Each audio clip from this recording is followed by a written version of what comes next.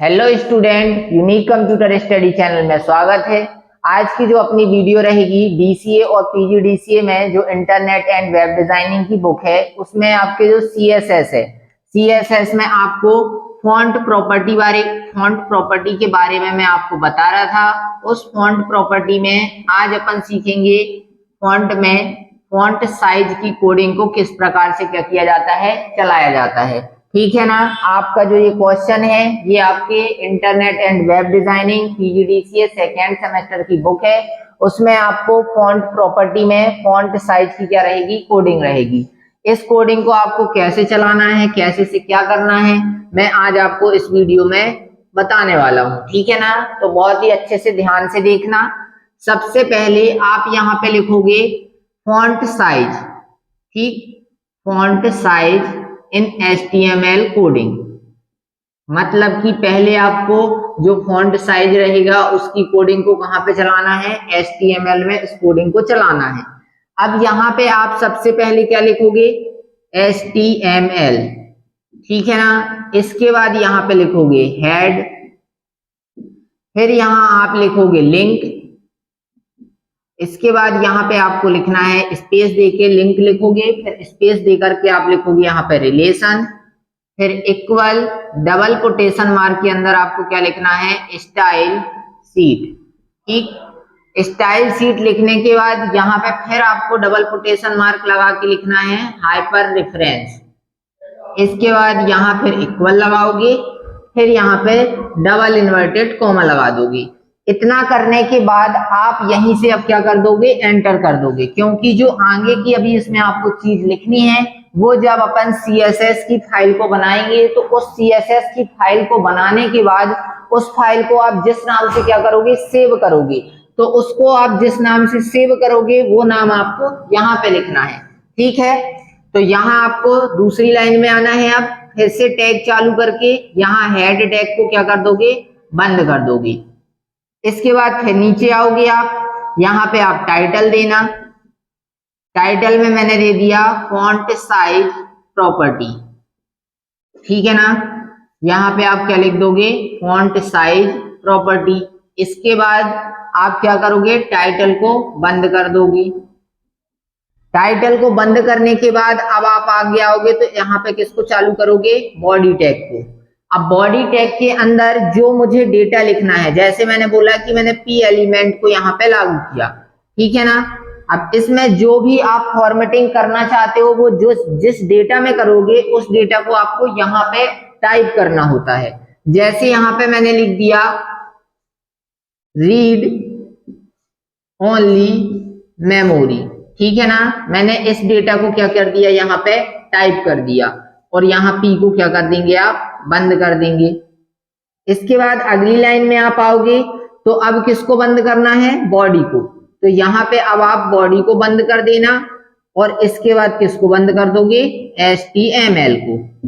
इतनी कोडिंग करने के बाद अब आपको इसको क्या करना है, Ctrl+S से क्या कर दोगे, इसको सेव कर दोगे। जब सेव की विंडो आएगी तो इसको आप जिस नाम से सेव करोगे, जैसे मैंने बोला कि आपने इस फाइल को राम नाम से क्या कर दिया, सेव कर दिया, तो यहाँ पे राम नाम लिखने के बाद आप इसके आगे .html लिखोगे। ठीक है ना, क्योंकि आप ये कौन सी कोडिंग चला रहे हो, HTML की, इसलिए जिस नाम से भी आप इसे सेव करोगे उस नाम के आगे ram.html लगा दोगे। ठीक है ना। इसके बाद अब अगली जो आप नोटपैड की ये वाली विंडो को पूरी तरह से बंद कर देना। इसके बाद जब दूसरी विंडो आप ओपन करोगे तो उसमें आपको कौन सी कोडिंग चलानी है, CSS की कोडिंग चलानी है। तो CSS की कोडिंग को चलाने के लिए आपने यहाँ पे जो डेटा में फॉर्मेटिंग करना चाहते हो वो डेटा क्या है, P है। तो यहाँ पे सबसे पहले क्या टाइप कर दोगे आप, P। फिर इसके बाद आपको यहाँ पे करली ब्रैकेट को ऑन करना है। कौन से ब्रैकेट को, करली ब्रैकेट को। करली ब्रैकेट जैसे ही आप ऑन करोगे अब इसके आगे आपको यहाँ पे क्या लिख देना है, जो आप फॉर्मेटिंग करना चाहते हो उस फॉर्मेटिंग को यहाँ पे टाइप कर दोगे। जैसे यहाँ पे मैंने लिखा फॉन्ट, फिर डैश लगाओगे और यहाँ पे लिख दोगे साइज, और इसके बाद आप यहाँ पे कॉलन लगाओगे, और साइज। अब जो साइज आपको देना है, साइज को देने के लिए या तो आप पिक्सल का यूज कर सकते हो या तो परसेंटेज का। मैं अभी आपको यहाँ पे पिक्सल का यूज करना बता रहा हूं। जैसे मैंने बोला कि इसका साइज कितना हो जाए 40 पिक्सल, तो ये लिखिए और फिर सेमी कॉलन को क्या कर दोगे, बंद। जो कॉलन होता है वो शिफ्ट के साथ आता है और जो सेमी कॉलन होता है वो नॉर्मली आप उसी की को प्रेस कर दोगे तो सेमी कॉलन आ जाता है, ठीक है। इसके बाद करली ब्रैकेट को यहाँ पे बंद कर दोगे।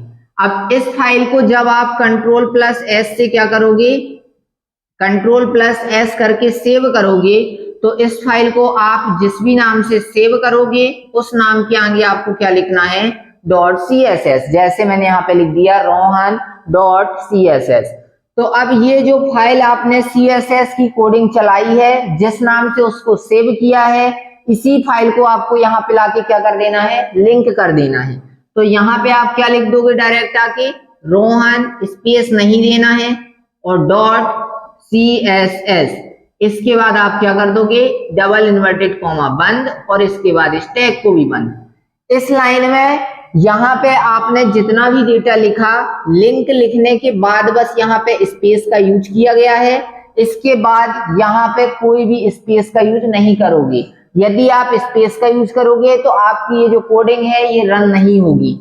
तो इसके लिए आपको ये CSS की कोडिंग चलाना है। इसके बाद उसको भी क्या करोगे, Ctrl+S से सेव कर दोगे। सेव करने के बाद जिस भी नाम से आप उस फाइल को क्या करोगे, सेव करोगे, उस नाम को आपको यहाँ पे लिखना है, क्योंकि हम CSS की कोडिंग को क्या कर रहे हैं, HTML में लिंक कर रहे हैं। तो CSS की कोडिंग को HTML में लिंक करने के लिए आप जिस नाम से CSS की कोडिंग को सेव किए हो उस नाम को आपको यहाँ पे लिखना है, ठीक है ना।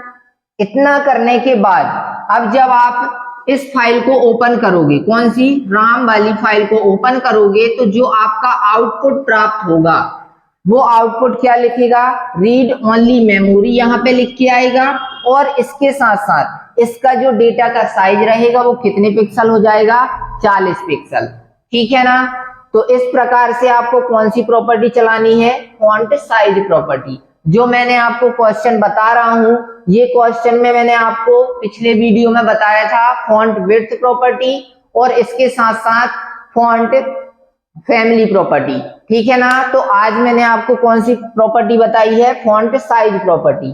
फॉन्ट साइज प्रॉपर्टी की भी जो कोडिंग है वो भी सेम ही रहेगी, बस जो चेंजेस किया जाता है, जो फॉर्मेटिंग की जाती है वो CSS की कोडिंग में की जाती है, ठीक है। तो आज की वीडियो मैं यहीं फिनिश करता हूं। यदि वीडियो पसंद आई हो तो लाइक करें, सब्सक्राइब करें। धन्यवाद।